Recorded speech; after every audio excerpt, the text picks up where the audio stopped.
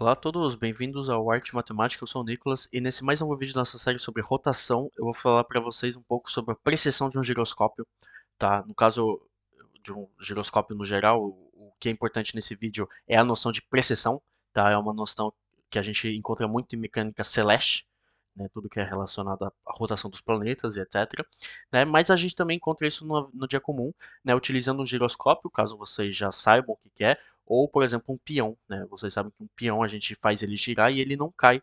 E esse é o fenômeno de precessão, né? Que quando a gente induz uma rotação em um objeto, né, que temos um eixo aqui, ele não vai cair. Beleza? Ele não vai se comportar da maneira que a gente pensaria que ele se comportaria, né? E esse é o fenômeno de precessão, né? Então eu vou estudar, o objetivo do meu vídeo de hoje é a gente achar a fórmula da taxa de precessão, beleza? Então a taxa para a gente ver como quantificar esse fenômeno. Beleza? Então aqui eu fiz o nosso pequeno desenho, né? Eu já parametrizei bastante coisa, a gente vai parametrizar o resto juntos, né? Porque vocês imaginam que a gente vai falar bastante sobre torque e sobre momento angular, que são os fenômenos que descrevem todo esse fenômeno de precessão. Beleza? Então temos o nosso eixo, né, XYZ normal, né? Temos aqui uma roda, né, presa num eixo, tá? Então ela está distante de R aqui, seguindo X, beleza? E, obviamente, né, eu já fiz até o nosso estudo de forças, ela é submetida a um peso mg, e a gente supõe que a gente tem uma rotação em torno desse eixo Y, beleza? Então, obviamente, fisicamente aqui não tem muito mistério, vocês imaginam que essa roda vai cair, né, por causa do peso mg, né? Então, mesmo que Y está rodando aqui, não tem nada acontecendo com a roda, então ela vai cair, mg, beleza? Mas vocês vão ver que se a gente aplicar uma rotação nessa roda, as coisas vão ser bem diferentes, beleza? Então vamos lá. Bom, a gente quer fazer o estudo, né, de forças, então a gente pensa na segunda lei de Newton, obviamente. Como temos uma rotação envolvida, mesmo que ela, né, pouco importa, existe uma rotação aqui ainda, a gente tem que usar a segunda lei de Newton em forma angular, que a gente já viu no canal. Então a segunda lei de Newton em forma angular nada mais é do que o torque igual a derivada do momento angular, de acordo com o tempo. Ok? Então essa é a definição da segunda lei de Newton no momento em forma angular. Beleza? Então, primeiramente, a gente tem que definir esse torque. Então, o torque, obviamente, vai ser o produto vetorial do raio com a nossa única força submetida aqui, então, o peso. Beleza? Então, vocês veem que, como já é um produto vetorial, né, entre x e z, né, obviamente ele vai seguir y pela regra do produto vetorial. Né? Então, eu vou fazer aqui em vermelho, que a gente já sabe a posição, né, desse torque. Então, o torque ele vai seguir nessa direção aqui. E como é que a gente define ele? O torque nada mais é do que, então, mg, o produto vetorial de R e mg, então seria mg vezes R vezes o seno do ângulo. Ora, aqui o seno é 90 graus, né? Então é π sobre 2, então é igual a 1. Então temos que o torque é igual a mg vezes R. Beleza? Resultado importante porque a gente vai usar ele no futuro. Então, por enquanto, nenhum mistério. Né? A gente soube definir o torque, a gente soube definir a direção do torque, beleza? Só que agora eu vou aplicar o fenômeno que vai dar, que vai fazer a consequência de ter uma precessão aqui, que é o fenômeno de rotação.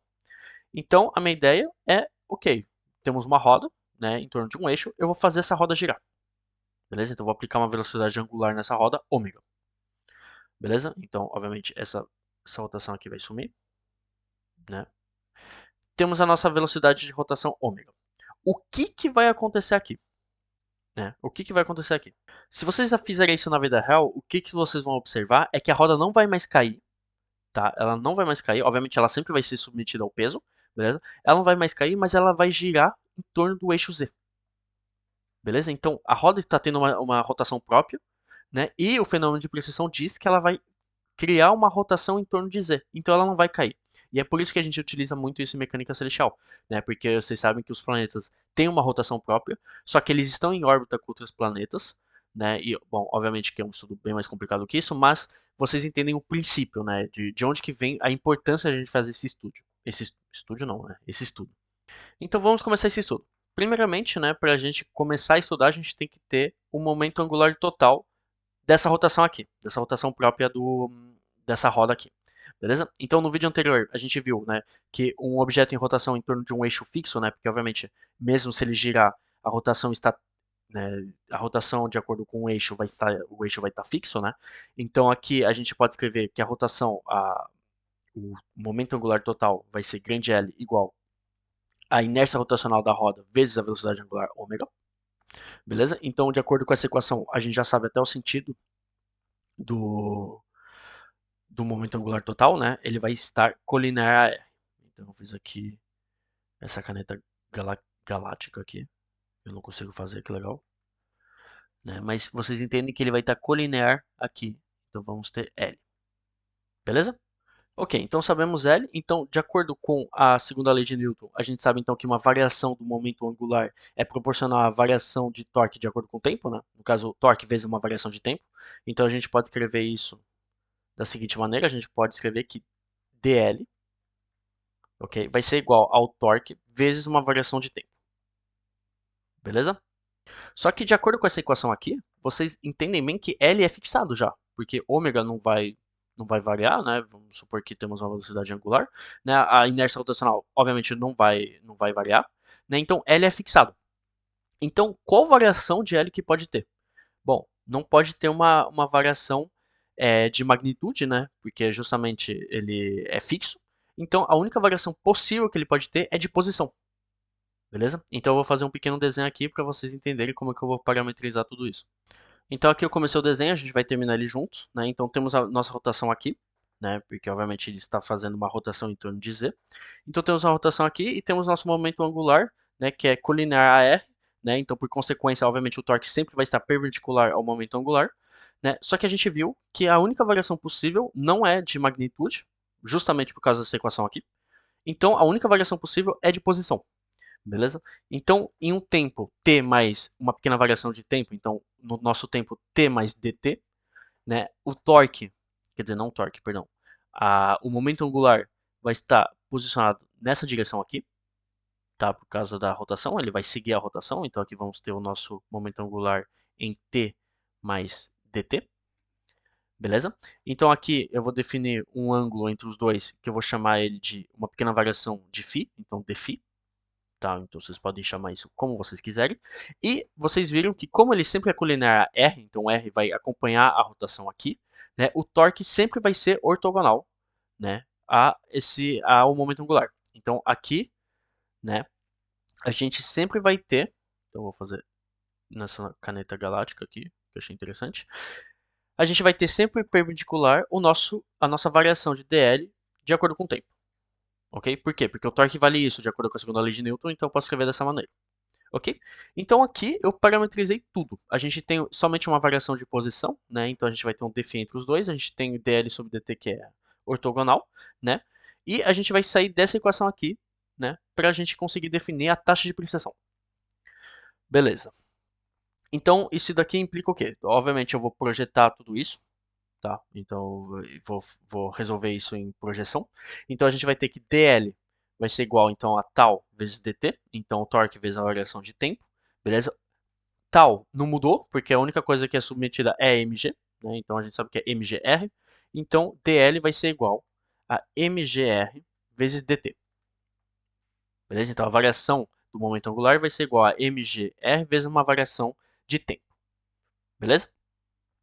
Então, a gente sabe então, de acordo com com o nosso desenho aqui, perdão, com o nosso desenho aqui, que a gente vai ter, de acordo com o SOHCAHTOA, a gente pode definir, então, ora, sabemos que dφ é a mesma coisa que dl sobre L, beleza? dl sobre L. Então, isso daqui vai ser igual a mgr vezes dt, dividido por, né, L, que é a nossa equação que fixou tudo, então I ômega. Então, dφ é igual a I ômega. Então, a variação de ângulo, né, ela é proporcional a mgr sobre I ômega vezes uma variação de tempo. Obviamente, né, a variação de ângulo tem que depender da variação de tempo. Beleza?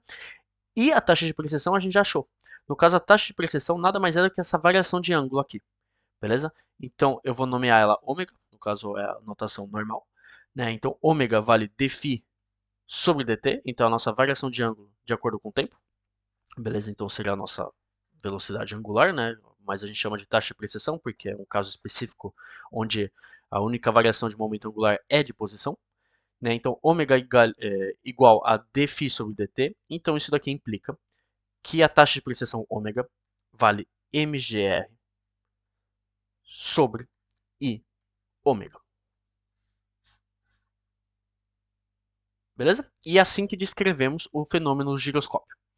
Tá? Então, é um exemplo bem complicado de fazer no papel. Seria muito legal se eu conseguisse mostrar para vocês ao vivo. Tá? Talvez no futuro, quando eu tiver é, melhor qualidade de vídeo, eu consiga demonstrar isso na vida real, né? Tendo um giroscópio e tudo. Só que vocês entendem bem que, como L fixa e ômega, a única variação possível dele vai ser de posição, porque, de acordo com a segunda lei de Newton, existe uma variação dela de acordo com o tempo, tem que existir, né? Então, se não é de magnitude, é de posição, né? Então a gente define esse dφ aqui. Dφ vale dl sobre L, beleza? Então a gente substitui tudo que a gente já tem, beleza? E a taxa de precessão nada mais é do que a velocidade angular. Ok? Então esse dφ de acordo com o tempo aqui, então seria mgr vezes I sobre ômega. I vezes ômega. Beleza? Então eu espero que vocês tenham gostado do vídeo. Eu espero que tenha sido claro, mesmo estando limitado a uma lousa branca. E eu espero que vocês tenham gostado. Tá bom? Então qualquer dúvida vocês podem mandar nos comentários e a gente se vê com os próximos vídeos. Até mais.